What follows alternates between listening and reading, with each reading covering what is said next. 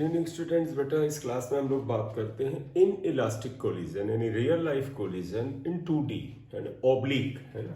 तो in elastic collision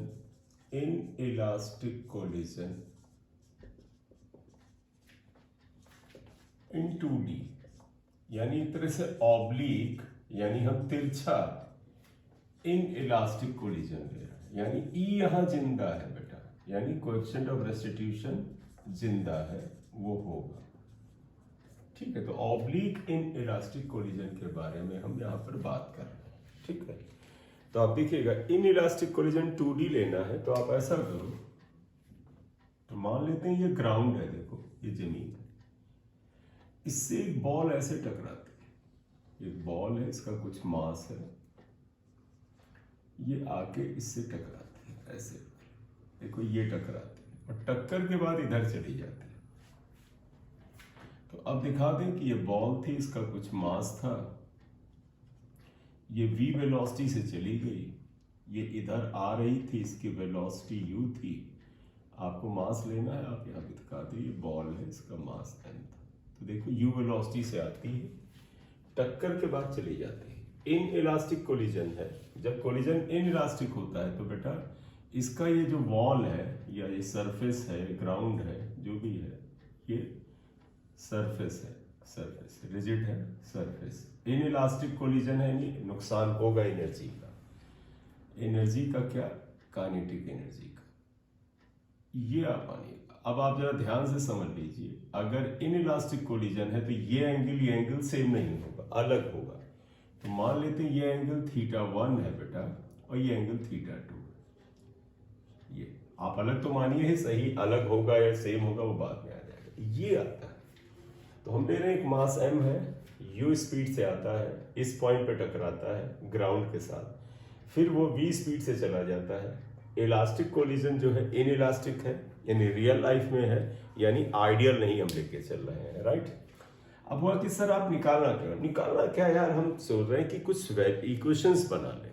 तो उसके लिए हम लोग क्या करना चाहते हैं, इक्वेशंस बनाने के लिए अगर हमें कुछ फाइंड आउट करना पड़े या सिंप्लीफाई करना पड़े तो हम ऐसा करते हैं, कोलिजन से पहले की वेलोसिटी मान ले रहे हैं, पता है, ये एंगल पता है, तो ये और ये निकालने की कोशिश करते हैं, राइट। अब इसमें जरा समझिएगा इसमें खेल क्या है। तुम्हें याद है कि जब ये बॉल आके इससे टकराएगी तब क्या होगा, जरा इसे समझना, और ये बड़ा इंपॉर्टेंट रहेगा हमारे आपके लिए।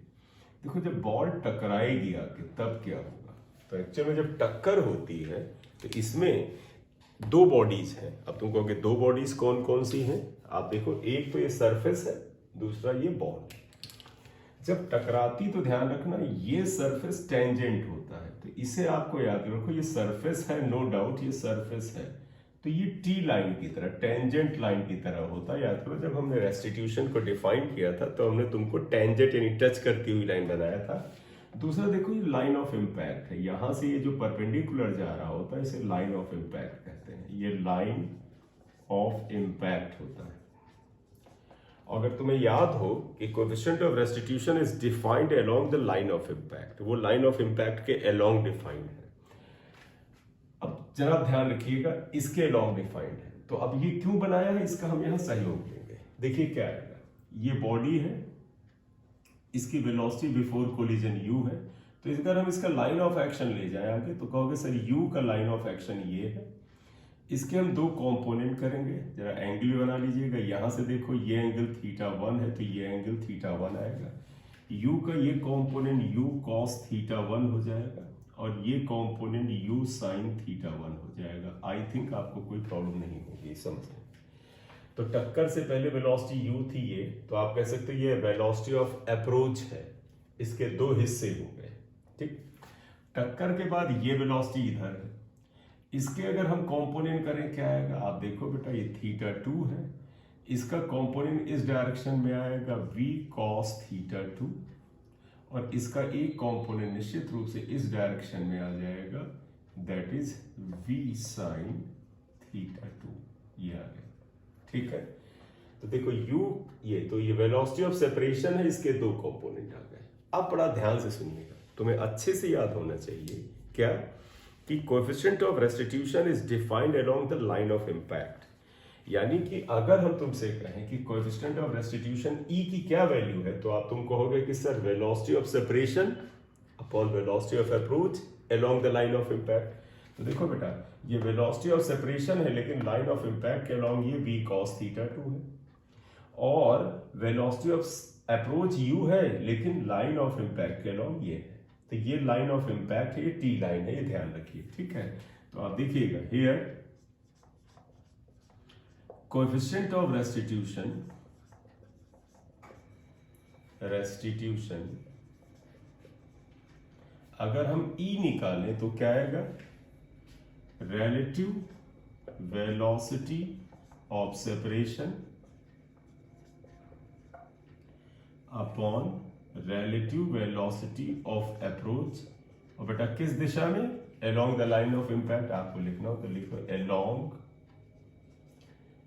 the line of impact। आया तो मैं ये डायग्राम अब हटा भी तो तुम्हें पता है ये लाइन ऑफ इम्पैक्ट हुआ। अगर मैं तुमसे कहूं यहाँ तो ये लाइन ऑफ इम्पैक्ट हुआ, ये इम्पैक्ट लाइन है, ये लाइन ऑफ इम्पैक्ट, ये टी लाइन है, ध्यान रखो ये टी लाइन है, क्योंकि ये मैं हटाऊंगा तो कोई इसको हमने समझा के यहाँ लिख दिया ये टी लाइन है, जैसे ये टी था और ये लाइन ऑफ इम्पैक्ट है या इम्पैक्ट लाइन है, ठीक। अब मैं इसको हटा देता हूं यहां पर, ये ध्यान दो। अब बताइएगा E की वैल्यू क्या आएगी, रिलेटिव वेलोसिटी ऑफ सेपरेशन, देखो V था लेकिन along the line of impact क्या है, V cos थीटा 2, ये हो जाएगा V cos theta 2 upon relative velocity of approach क्या है, relative velocity of approach U था, लेकिन लाइन ऑफ इम्पैक्ट के अलोंग क्या है, U cos थीटा 1। तो एक तो इक्वेशन ये बनी कि सर 2D में अगर ऑब्लिक कोलिजन अगर हो रहा है तो कोएफिशिएंट ऑफ रेस्टिट्यूशन ये निकलेगा, ठीक है।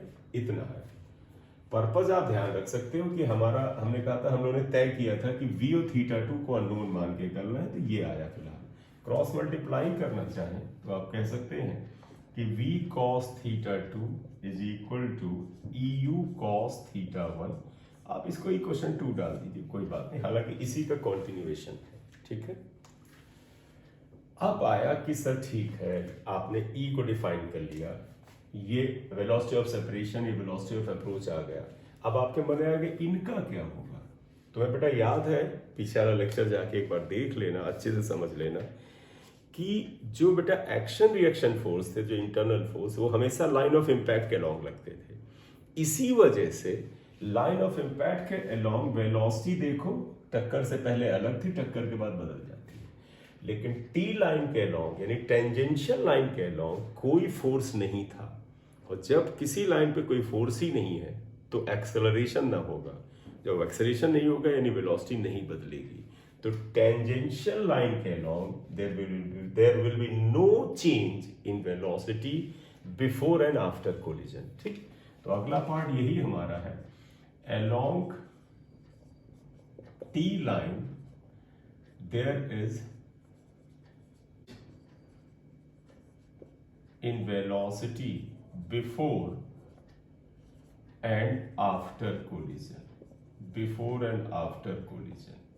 इसका मतलब क्या हुआ, इसका मतलब हुआ दैट इज, देखो बेटा ये हमने v sin theta 2, v sin theta 2 is equal to u sin theta 1। ये इक्वेशन 3 आ रहा है। तो असल में देखो, आप चाहे कहो कि सर एक इक्वेशन 3 है, एक इक्वेशन 2 है, 1 का ही हिस्सा 2 है, तो ये मत समझिएगा कि 3 इक्वेशन आई है, 2 इक्वेशन आई है, हो गया। अगर आपको इंफॉर्मेशन और क्वेश्चन में जाना है तो भैया हो गया। अब आप बताइए कि अगर तुम्हारा मन है कि इसे हम सॉल्व करना चाहते हैं सर, ये तो हम लोगों ने तय किया था कि हम v निकालेंगे और थीटा 2 निकालेंगे। तो देखो ये 2 इक्वेशन, अगर हमें थीटा 2 चाहिए तो ऐसा करते हैं, इन दोनों को डिवाइड करते हैं। तो पहले हम चाहते हैं टू डिटरमाइन थीटा 2। अगर हमें थीटा 2, क्योंकि हम ये मान के चले टक्कर से पहले का एंगल पता है, टक्कर के बाद का एंगल पता करना है। आप ऐसा करो बेटा, इन दोनों को डिवाइड करो, tan थीटा लाएंगे तो देखो डिवाइडिंग 3/2, तो क्या आएगा v sin theta 2 upon v cos theta 2 is equal to u sine theta one upon e u cos theta one. ये आया, u से u कैंसिल हो गया, v से v कैंसिल हुआ, तो ध्यान रखना बेटा tan theta two equal to tan theta one upon e होता है। याद करना चाहो तो कर लो। वो क्या है बेटा कि बाद के एंगल का टेंजेंट पहले के एंगल, देखो ये दोनों बराबर हो जाते अगर E1 होता, और E1 कब होता था? जब परफेक्ट इलास्टिक कोलिजन होता था। तो परफेक्ट इलास्टिक कोलिजन में theta two theta one same होता है, लेकिन यहां पर क्या आएगा? बाद का angle is equal to tan theta of the पहले अपॉन E आता है।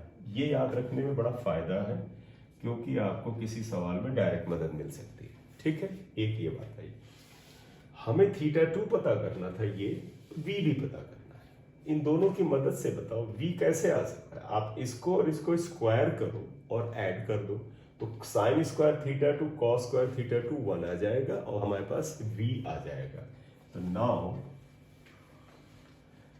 We have to find out v निकालना है, तो 2 और 3 को स्क्वायर ऐड करेंगे।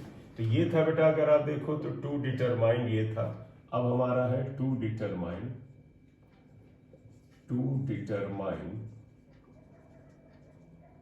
v क्या करेंगे? Squaring and adding equations 2 and 3। 2 3 को स्क्वायर और ऐड कर रहे हैं। आप देखो बेटा, v square cos square theta two plus sine square theta two, इन दोनों का लेफ्ट हैंड साइड बेटा देखो ऐड की, equal to e square u square cos square theta one plus u square sine square theta one. तो ये v square into one equal to आया u square e square cos square theta one plus sine square theta one. यह है। तो अगर आप देखें तो v इक्वल टू हो गया e अंडर रूट, सॉरी देखो v इक्वल टू हो गया u under root e square cos square theta one plus sine square theta one. ये आ जाता है।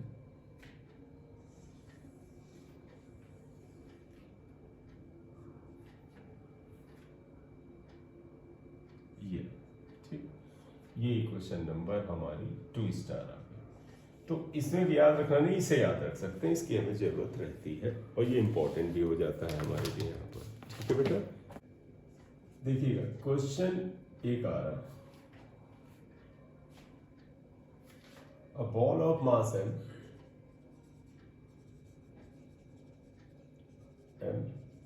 Hits a floor,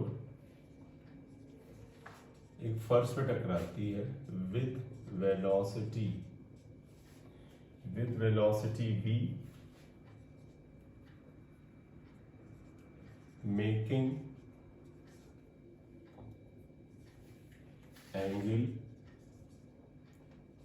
angle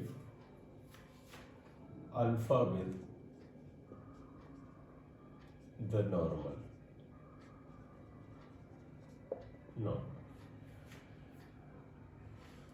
Coefficient of restitution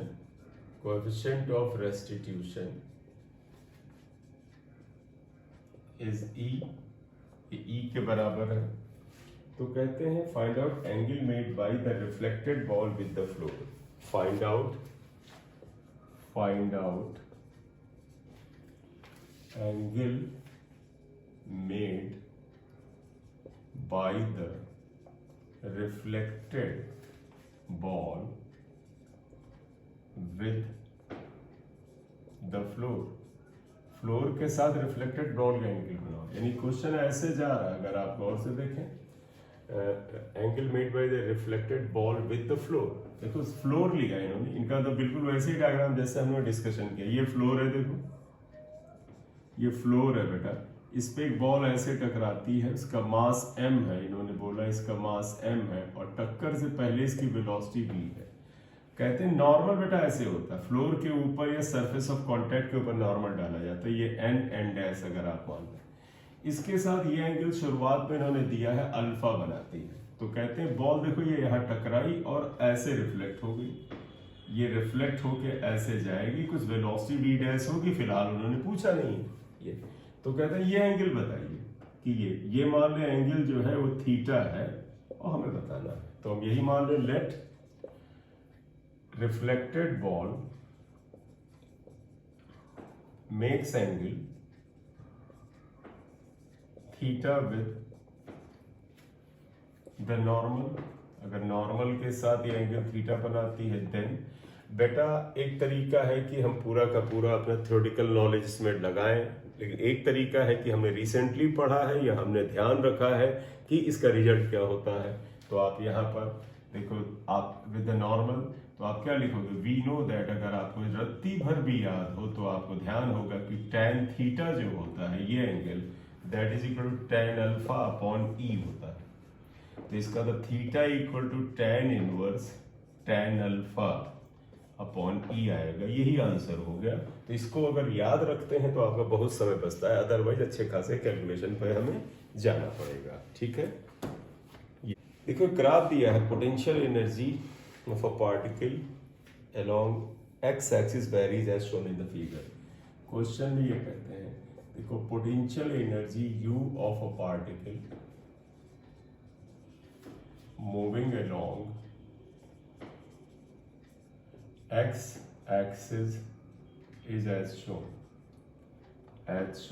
इन्होंने बताया है कुछ ऐसे है यहाँ पर। Particle is release from rest, particle is released, यानी इनिशियल वेलोसिटी बेटा 0 थी, ये कहना चाह रहे हैं, फ्रॉम द रेस्ट, पार्टिकल को रेस्ट से छोड़ा गया था। ये ग्राफ इन्होंने ऐसे बना दिया, ध्यान दीजिएगा। इन्होंने कहा है इधर हम u ले लेते हैं बेटा, फिर x ले लेते हैं, और graph is straight line passing through origin. ये ग्राफ आ रहा है ये u में और x में, ये क्वेश्चन में दे रखा है। ऑप्शन इनमें बड़े अच्छे अच्छे दिए हैं। It will move in A negative x direction कहते हैं, तो बताइए इनमें से कौन सा ऑप्शन सही है। It will move in negative x direction, will move in negative x direction। ठीक, तो एक तो कहते हैं negative x direction. It will move with a constant acceleration, it will move with constant acceleration. बेटा ये कांस्टेंट एक्सेलरेशन से move करेगा, ये भी दिया है। vx graph for the particle is parabolic, Vx मतलब वेलोसिटी और डिस्टेंस ग्राफ इज पैराबोलिक, यानी पैराबोला होगा। और चौथा दे रखा है इन्होंने ऑप्शन ऑल ऑफ दीज, यानी इनमें से सभी हो सकते हैं, ऑल ऑफ दीज। ये अब जब ग्राफ का क्वेश्चन आता है, देखो ग्राफ के क्वेश्चन बहुत इंपॉर्टेंट होते हैं ये। अब आप अगर ध्यान दो इसे करें तो क्या करें। देखो पहले तो कहते हैं it move in x direction, किधर जाएगा, तो सोल्यूशन में आइए, जो ग्राफ से जानकारी मिले वो बताओ। देखो u और x में ग्राफ स्ट्रेट लाइन है, और तुम्हें पता किसी स्ट्रेट लाइन का स्लोप सिंगल और कांस्टेंट होता है। तो इसका मतलब है इसमें आप देखिएगा, इस ग्राफ का जो स्लोप होगा अगर आप थीटा ले लें तो दैट इज कांस्टेंट। आप देखो slope of ux graph is constant. क्यों कांस्टेंट? क्योंकि एक वैल्यू होगी, ये हम अपनी तरफ से नहीं लिख रहे, यहाँ है देखो graph is a straight line, therefore slope has a constant and single value। तो आप इस कांस्टेंट को k से लिखना चाहें तो k से लिख दीजिए, या c से लिखना चाहें c से लिख दिया, आपकी चॉइस, k लिख लेते हैं।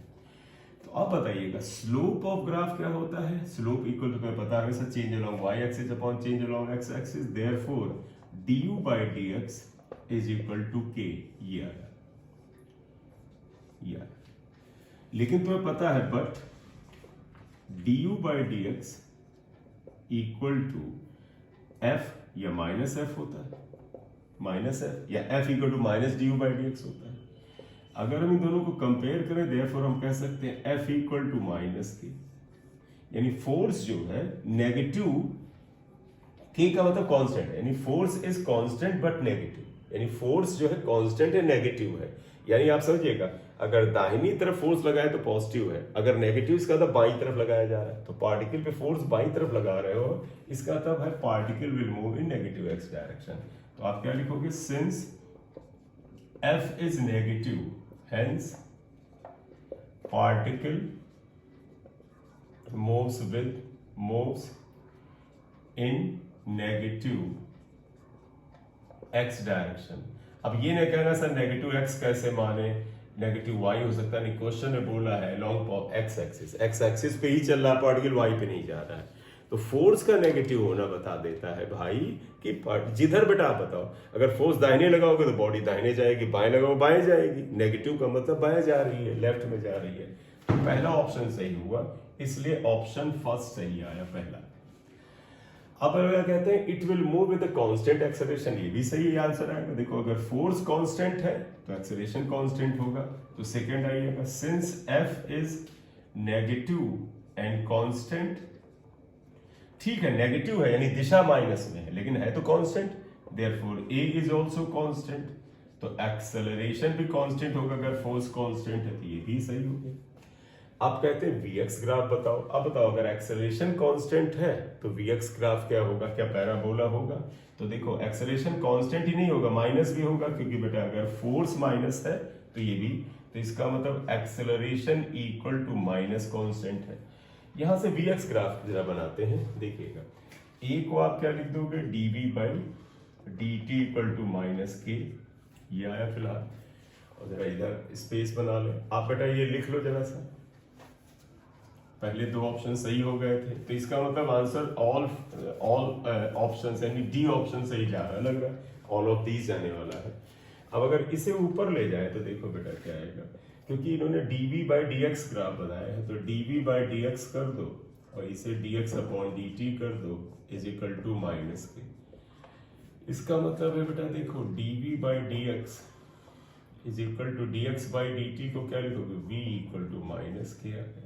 इसका मतलब dv by dx is equal to minus k by v आया, ठीक है, माइनस के आया, यानी नेगेटिव के बाई वी आया।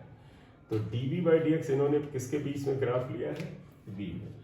तो ऐसा ना करो, ऐसे करो, इसको ऐसे, क्योंकि हमें v और x में रिश्ता चाहिए होगा, तो v के साथ dv रखना चाहिए। तो देखो ये आ जाएगा v dv equal to minus k dx, ठीक, क्योंकि हमें v और x की वैल्यू निकालना पड़ेगा, तभी बेटा ग्राफ पता चलेगा। इंटीग्रेट कर दें, अगर इंटीग्रेट करें तो देखो आएगा integral v dv equal to minus k integral dx, integral v dv v square by 2 आएगा minus k x, v square equal to minus 2 k x. तो भैया पैराबोला तो आ गया, क्यों? क्योंकि v की पावर 2 है, x की पावर 1 है, तो इसका मतलब है hence vx graph is parabola. तो ये पैराबोला हो गया। तो इसका मतलब आंसर क्या बना, आप देखो, इसके पहले वाले आपने कर लिए होंगे। आंसर ये बना कि पहले तीनों ऑप्शन सही हैं, ऑल ऑफ दीज। तो आंसर क्या हुआ, answer is D, all of these, इनमें से सभी सही है। ठीक बेटा, तो इतना आ गया ये, ठीक है बेटा, इतना कर लो बेटा, और अगले टर्न पे करते हैं, ठीक है, बाय बाय।